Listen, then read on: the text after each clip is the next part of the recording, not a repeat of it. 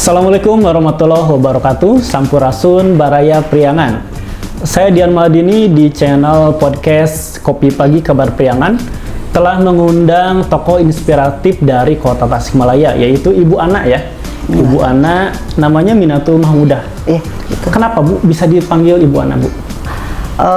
Itu mah lebih ke gampang aja ya, simple gitu. Nama saya kan Minatul Mahmudah, dari Blitar. Kalau ininya asal saya dari Blitar, langsung ada kerjaan ke Tasik, berangkat ke Tasik tahun 1995. Ibu boleh diceritakan nggak Bu, dari Blitar sampai ke Tasik tuh apa Bu?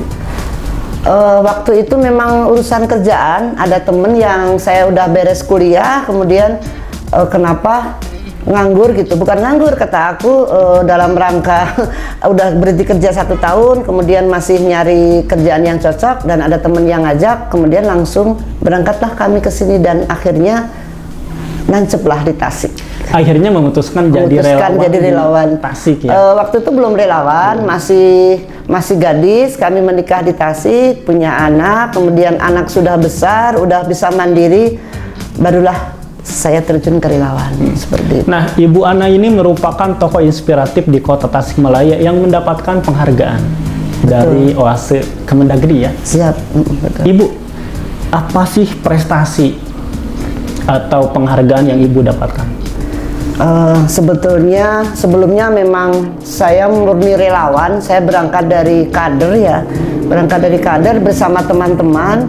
Dan ketika mungkin perjalanan saya panjang, ada yang dan banyak sekali yang sudah kami lakukan, mungkin ada yang melirik, sehingga kami didaftarkan untuk pengajuan penghargaan seperti ini. Ibu tuh relawan dari Satgas Covid ya? Iya, dari Satgas Covid, jadi dari yang pengajukan dari Dinas Kesehatan. Itu boleh dijelaskan nggak Bu, tugas Satgas Covid itu seperti apa dulu Bu? Sehingga Ibu mendapatkan penghargaan. Iya, ketika itu ya tahun 2020-2021 ya. Memang jarang sekali yang namanya Covid, sangat menjadi momok bagi masyarakat, ketakutan ya. Tapi mungkin dari hati ini udah terbiasa melakukan hal-hal yang kayak seperti ngurusin orang sakit. Kalau saya udah biasa ya terjun ke masyarakat. Jadi ketika Covid pun saya nggak ada bedanya.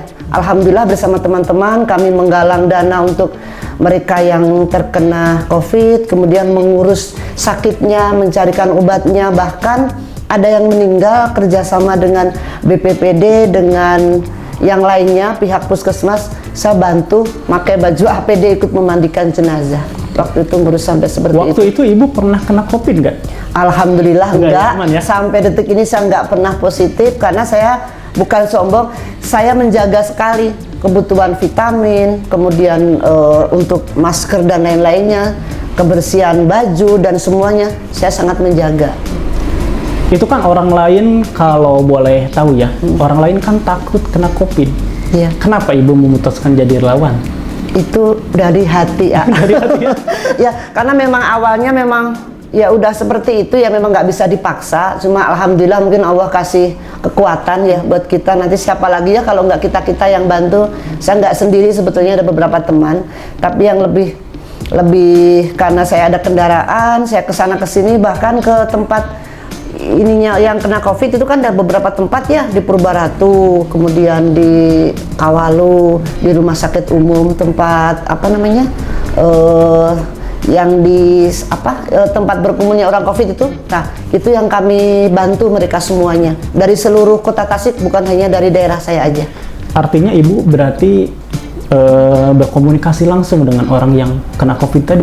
Nggak boleh. Kita nggak boleh. Kita hanya lewat WA, kemudian kita memberikan bantuan berupa makanan dan obat-obatan, vitamin yang jelas semua itu. Selain itu apa Bu tugas Ibu selama jadi relawan?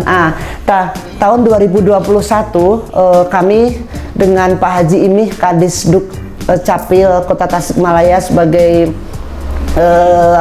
pembina kami, juga Pak Murjani, beliau adalah sekarang di Komisi 4, Sekretaris Komisi 4.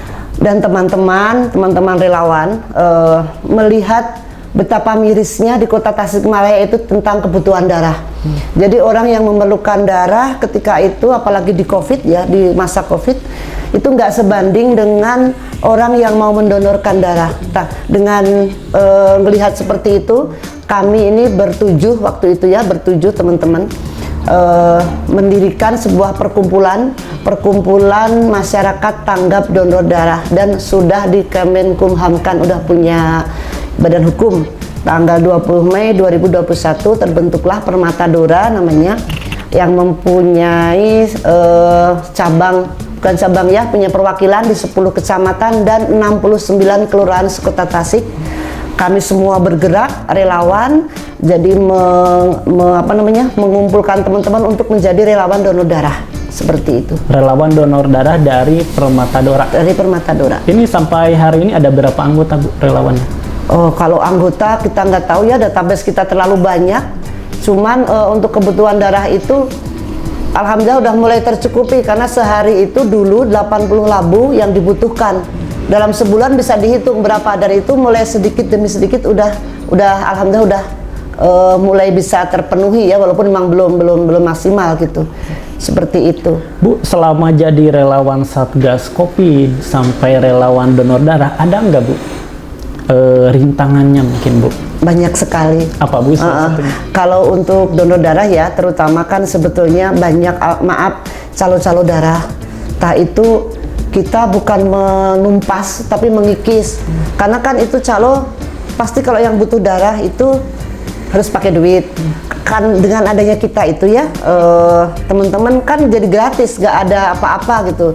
Nah, rintangannya itu ketakutan ada, mereka fisik juga mengancam, karena mereka, maaf ya, itu kan mata pencarian.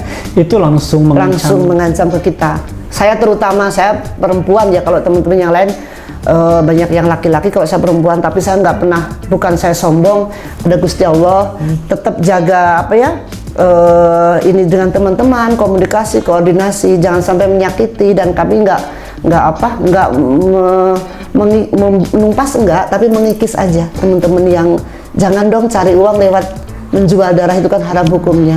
Seperti itu. Artinya Permata Dora ini relawan donor darah gratis, Bu, ya? Gratis. Kita perkumpulan, bukan yayasan. Maaf ya. Yayasan, ya? Jadi yayasan. Pernah kami mengajukan proposal ya, dari Pertamina, dari Telkom, dari BJB, pernah dari BI, pernah memberikan bantuan kepada kami untuk operasional. Maaf, bukan untuk apa-apa, itu untuk operasional kami yang jalan, karena kami itu mengadakan kegiatan jemput bola. Jadi Permata Dora itu mengadakan kegiatan di 69 kelurahan, di jadwal dulu. Kota Tasik semuanya? Kota Tasik semuanya. Terus yang masih berlangsung sekarang itu, kegiatan yang rutin itu di hotel-hotel, Hotel Amaris, Hotel Santika, Five Hotel, Harmoni, kemudian di rumah sakit yang paling dekat kemarin, Rumah Sakit Jantung, mengadakan donor darah. Itu untuk apa? Semuanya untuk mencukupi kebutuhan darah kota Tasikmalaya dan kabupaten. Seperti itu. Jadi kalau uang itu ya untuk operasional teman-teman, tapi itu udah alhamdulillah udah beberapa waktu sekarang belum lagi ada proposal. jadi apa namanya? Paling kami mengandalkan teman-teman dari PMI atau dari rumah sakit, kami minta konsumsi buat teman-teman kita yang ngurus, paling itu aja. Jadi bener-bener relawan ya, jangan dipikir ada apa-apanya, nggak ada sama sekali. Kita bener-bener relawan untuk donor darah. Kalau boleh tahu, Bu, kegiatan sekarang apa aja, Bu? Selain dari Permata Dora tadi, Bu. Iya, alhamdulillah saya diamanatin jadi ketua LPM, Lembaga Pemberdayaan Masyarakat Kota Kelurahan Panglayungan. Kan di Kota Tasikmalaya ada 69. Kebetulan saya perempuannya. Jadi mungkin yang ini juga ada penghargaan ini ada langsung, ya? Ada karena perempuan juga, mungkin kan ini dalam rangka Hari Kartini ya. Saya di situ ketua LPM-nya, dan tahu sendiri kan LPM itu kegiatannya kompleks karena bersebelahan dengan lurah. Jadi pembangunan di kelurahan, semua yang ada di kelurahan itu kan tanggung jawab kita juga gitu. Ini penghargaannya apa, Bu? Boleh Boleh. Ini ya. Kalau ini penghargaan dari OASE, Organisasi Aksi Solidaritas Era Kabinet Indonesia Maju dari Kemendagri Pusat Jakarta. Kemudian Pak Gubernur juga memberikan penghargaan, ternyata alhamdulillah kepada kami, kepada kita ya, kepada kita 27. Kalau di Jawa Barat itu 27 kota dan provinsi yang mendapat penghargaan. Kemudian ini boleh? Boleh, silakan Ibu. Ini penghargaan ya? Ya. Ini penghargaan, kemudian ini juga ini luar biasa bagus, saya suka. Bukan masalah sukanya ya, ini bonus. Sebenarnya nggak apa-apa, kita tetap menjalankan misi kemanusiaan seperti biasa. Ini hanya bonus aja. Alhamdulillah ada penghargaan, apresiasi buat kita, memotivasi saya, memotivasi teman-teman yang lainnya bahwa masih banyak teman-teman yang membutuhkan, ya seperti itu aja. Dan boleh saya sebutin juga, kerja sosial ada nominalnya, ada yang masuk ke rekening. Terima kasih. Terima kasih dari Kemendagri, dari Bapak Gubernur, rezeki yang saya terima seperti itu. Ibu kalau boleh cerita apa yang menjadi alasan Ibu sehingga ya turut tergerak hati ikut jadi relawan dari Satgas Kopi sampai sekarang aktif di relawan donor darah? Iya, gimana ya jelasinnya, karena memang kita ini sekali sih kalau mau tahu ya, di Tasikmalaya kan juga alhamdulillah, bukan alhamdulillah, saya gimana nyebutinnya, termasuk daerah miskin juga. Jadi kalau kita mau terjun ke gang-gang ke itu kan banyak sekali yang belum ke cover gitu ya. Jadi dengan relawan ini, teman-teman ini jadi membantu pemerintah juga kan. Jadi seandainya ada anak disabilitas, kemudian orang sakit yang terkadang belum ke jamah gitu ya, dengan kita relawan kan jadi keangkat gitu ya, mereka membutuhkan bantuan kita. Kemudian saya terutama di LPM juga lebih banyak lagi gitu, lebih sinkron gitu ya dengan relawan, dengan kegiatan kita di LPM. Kemudian kalau boleh saya ceritakan, saya juga di gerakan anti narkoba aktif di Serikandingnya. Saya Mesir Kandi tetap sama untuk perempuannya ya. Jadi kebanyakan organisasi yang saya masuk itu perempuan, yang di bidang perempuannya. Di LPM juga saya bidang sosialnya gitu untuk urusan masyarakat luas. Kemudian ada di IWABA, Ikatan Wanita Bank. Saya juga di sosialnya di sana. Jadi untuk kegiatan-kegiatan sosial seperti kemarin kami mengadakan baksos waktu bulan puasa itu ke tempat ODGJ. Nah, kemudian ke lapas wanita, kemudian mengadakan baksos ke yang mendapatkan gelar stunting tertinggi itu mah di kelurahan di Kawalu ya, ada 4 kelurahan seperti itu. Jadi banyak bekerja di sosial. Basically melihat gelar Ibu kan sarjana ekonomi ya. Yeah. Ini jadi relawannya ke relawan Satgas Covid. Ini kenapa Bu? Kalau kerja saya udah bukan puas ya. Dulu sebelum saya menikah itu kerja di accounting, di perusahaan luar negeri pernah, kemudian banyak juga bekerja di tempat-tempat saya perusahaan orang India ada. Jadi ketika udah nikah, saya berhenti bekerja, saya mengurus anak, itu nomor 1 ya, kalau udah keluarga mau mengurus anak, sampai ke anak-anak saya sekarang udah bekerja, udah ada yang skripsi, ada yang SMA. Nah, di sini saya kalau untuk bekerja mencari uang kayaknya udah tua saya, jadi udah nggak modelnya lagi ya, mungkin cari uang saya bukan lewat dengan gelar saya yang SE lah apa gimana, enggak, masih bisa jualan online kan tetap ya. Dalam bidang ekonomi saya masih mendapatkan uang. Nah, sosial yang jadi ini saya, karena sosial itu waktunya 24 jam, dapat izin suami alhamdulillah, dan jiwa saya seperti itu sinkron, akhirnya anak-anak ngizinin gitu Pak. Gimana Bu cara mengatur jadwal? Ibu kan sebagai LPM, itu kan sangat sibuk ya? Iya. Dengan relawan donor darah, ini gimana Bu membagi waktunya? Nah, ini memang agak susah, cuma kuncinya satu, jaga kesehatan aja. Karena saya ada, kalau Pak Dewan bilang tuh Bu Ana bukan 24 jam, Bu Ana 29 jam.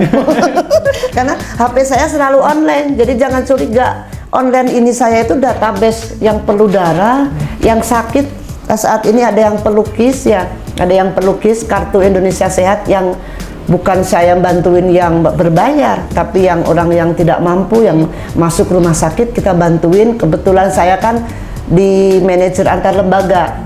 Nah, di situ saya harus kenal dengan semua bapak-bapak pejabat di semua instansi Kota Tasik. Nah, di situ untungnya saya punya kenalan mereka membantu urusan sosial saya kemana-mana. Membagi waktunya seperti itu, dan ya itu tadi, jaga kesehatan, vitamin, olahraga, itu harus tidur yang cukup. Seperti itu.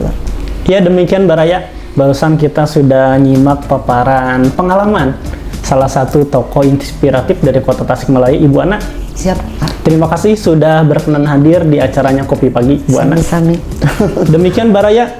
Nantikan informasi selanjutnya bersama Kabar Priangan. Assalamualaikum warahmatullahi wabarakatuh. Waalaikumsalam warahmatullahi wabarakatuh. Terima kasih.